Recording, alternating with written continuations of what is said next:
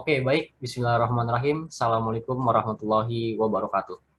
Perkenalkan, nama saya Yoga Dipa Perdana dari Universitas Islam Negeri Syarif Hidayatullah Jakarta, Fakultas Adab dan Humaniora, Program Studi Sejarah dan Peradaban Islam.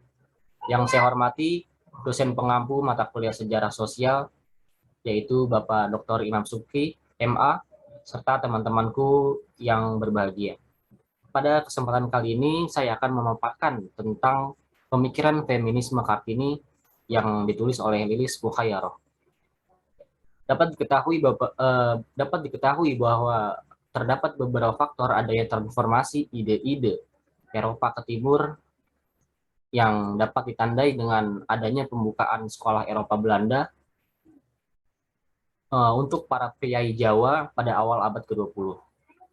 Alasannya adalah dibukanya sekolah ini, pembukaan sekolah Eropa ini karena agar anak para priai dapat mendapatkan pendidikan Eropa. Oke, selanjutnya terdapat awal mula munculnya pemikiran feminisme Kartini. Ada dua, yaitu yang pertama adalah buku-buku tentang budaya Eropa yang dibaca Kartini mempengaruhi pemikirannya tentang kebebasan dan kemerdekaan. Mengutip dari sebuah buku karya Sri Mastuti Purwaningsih yang berjudul Sejarah Sosial, salah satu pemikiran Eropa yaitu tentang adanya kebebasan dan kemerdekaan adalah yang paling berpengaruh bagi pribumi. Hal inilah yang kemudian digunakan Kartini untuk melakukan perubahan dengan mengatakan bahwa perempuan juga dapat seperti lelaki yang boleh memperoleh pendidikan yang layak, tidak dipandang sebelah mata, dan suara mereka dapat didengar dan kehadirannya pun dapat dirasakan bahkan diakui, khususnya di kalangan sosial. Kemudian yang kedua, ada budaya feodal patriarki pada masyarakat Jawa. Pemikiran feminis di tengah budaya feodal patriarki masyarakat Jawa merupakan bentuk gerakan pemberontakan oleh Kartini atas posisi sosial perempuan di Jawa yang terpinggirkan. Kemudian, setelah itu terdapat sejarah perjalanan surat menyurat Kartini. Yang pertama diawali pada Mei 1899, di mana Kartini mengirim surat kepada Stella Hazehandelar, yaitu merupakan sahabat penanya. Surat ini berisi tentang komunikasi pertama Kartini dengan perempuan berkebangsaan Belanda yang sekaligus merupakan sahabat penanya. Kemudian yang kedua, ada pada tanggal 6 November 1899, di mana Kartini mengirim surat kepada Stella Hazehandelar, perempuan yang sama. Surat ini berisi tentang penolakan keras Kartini terhadap poligami. Kemudian yang ketiga ada pada 7 Oktober 1900, di mana Kartini mengirim surat kepada Nyonya Abendanon, yang di mana surat ini berisi tentang ketidaksetujuan terhadap perjodohan. Kemudian yang keempat, pada tanggal 30 September tahun 1901, di mana Kartini mengirim surat kepada Nyonya Abendanon.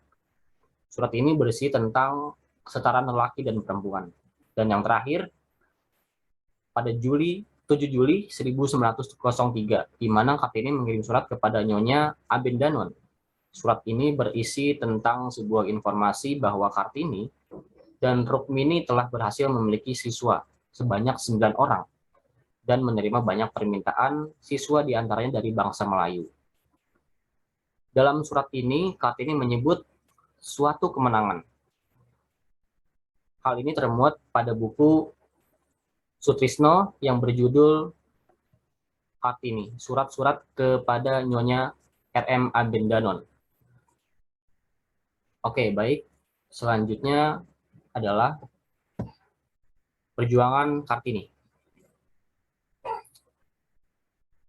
Diketahui bahwa pada tahun 1869 merupakan tahun penting bagi Kartini.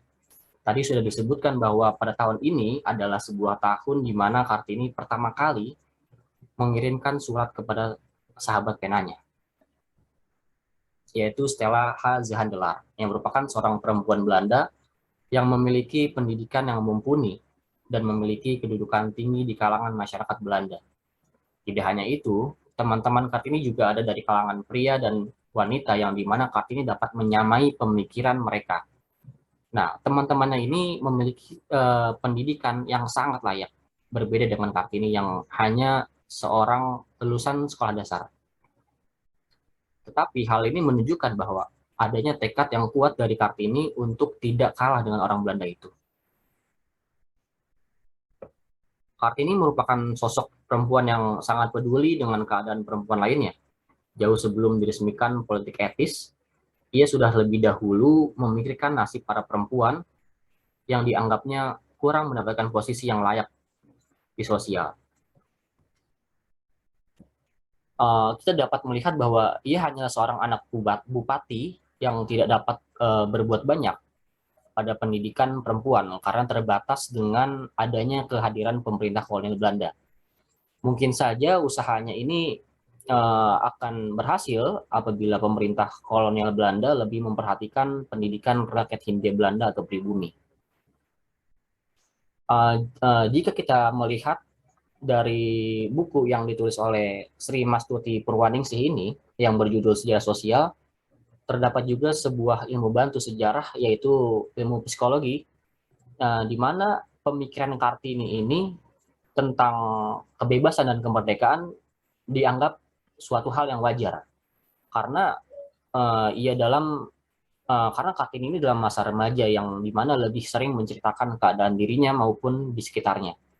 Pemikirannya tentang peran dan status sosial perempuan mengindikasikan bahwa tidak murni dari Kartini itu sendiri, akan tetapi ada pengaruh dari buku yang dia baca mengenai kehidupan Eropa dan juga tentang bagaimana ia berkomunikasi dengan sahabat-sahabat penanya.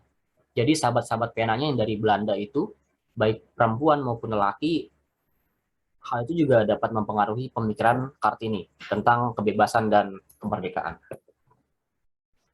Oke, baik, selanjutnya tentang pemikiran Kartini tentang perkawinan. Yang pertama tentang menentang perjodohan dan yang kedua tentang menentang poligami.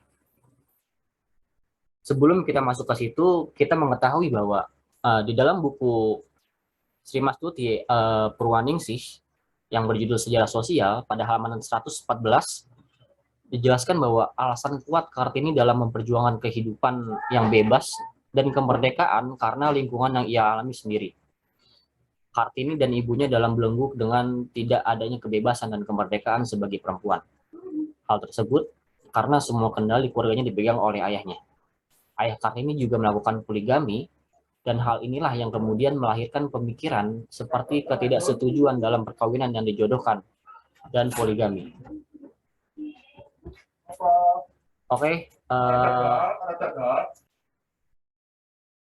Oke, baik. Poin pertama yaitu menentang perjodohan.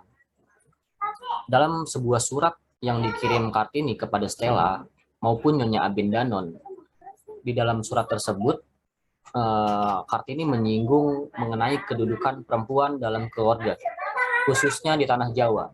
Itu karena Kartini tinggal di Jawa.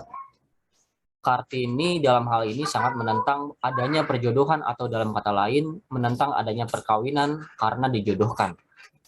Seharusnya perempuan itu sendiri memiliki suara dalam hal pernikahan atau perkawinan.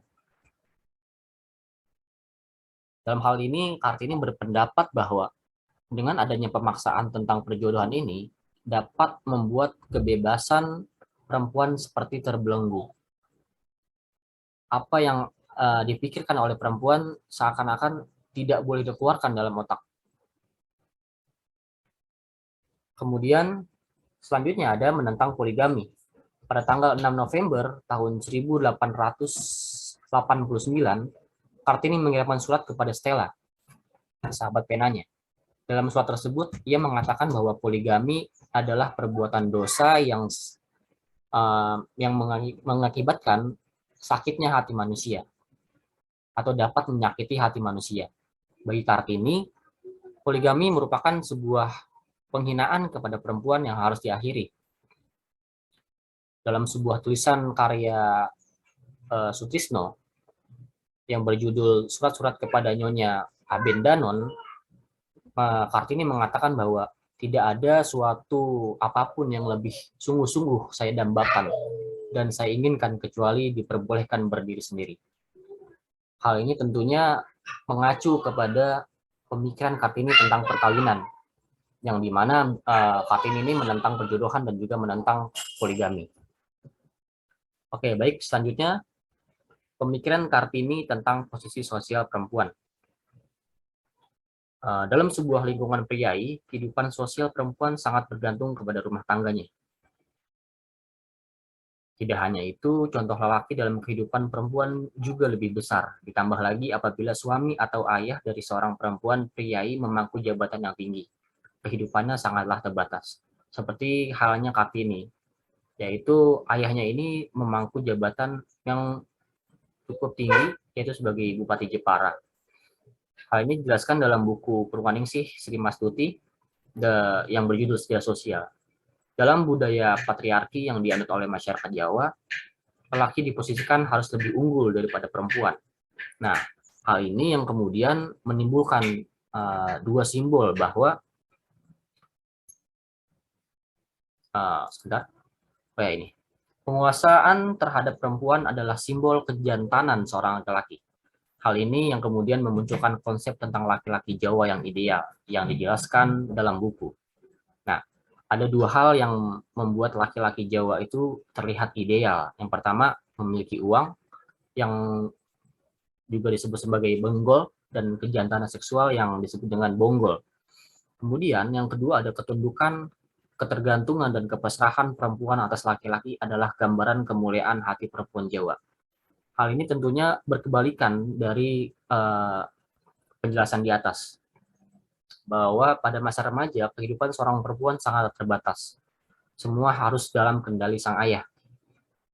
Contohnya, perempuan itu tidak diizinkan untuk berbicara dengan laki-laki, kemudian keluar rumah, kecuali mendapatkan izin dari ayahnya. Oke, selanjutnya, di dalam buku Sejarah Sosial ini juga dijelaskan bahwa Kartini memiliki pendapat mengenai kebebasan dan peran perempuan dalam pendidikan. Kartini mengatakan bahwa perempuan harus dibebaskan dari kebodohan dan caranya hanya melakukan melalui pendidikan. Bagi Kartini, pendidikan akan membentuk semangat dan jiwa, sehingga pendidikan tidak hanya menyangkut intelektualitas, tetapi juga watak atau karakter. Kartini lebih menekankan kepada pendidikan untuk perempuan karena menurutnya, perempuan bukan hanya sebagai pendukung suatu peradaban, tetapi karena perempuan membawa pengaruh kualitas manusia. Dari perempuan, manusia menerima pendidikan yang paling awal, belajar bicara, kemudian belajar merasa, belajar berpikir, dan belajar seluruh kehidupan. Salah satunya adalah cara menghargai seseorang. Dengan itu, Kartini mempertanyakan, bagaimana kaum ibu dapat mendidik anak-anak mereka apabila tidak terdidik. Kemudian, setelah itu, Kartini sangatlah mendambakan sebuah sekolah gitu. Karena dia hanya mendapatkan pendidikan yang dikendalikan oleh kolonial Belanda, bahwa selain priai tidak boleh kita untuk mendapatkan pendidikan yang layak seperti layaknya para anak-anak priai gitu. Kemudian setelah itu Kartini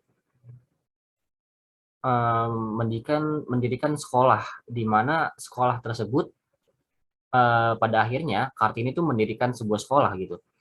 Sekolahnya ini tetapi dibatasi, hanya boleh di lingkungan rumah Kartini. Jadi ya balik lagi, hanya orang-orang sekitar Kartini saja yang boleh menerima pendidikan hal tersebut.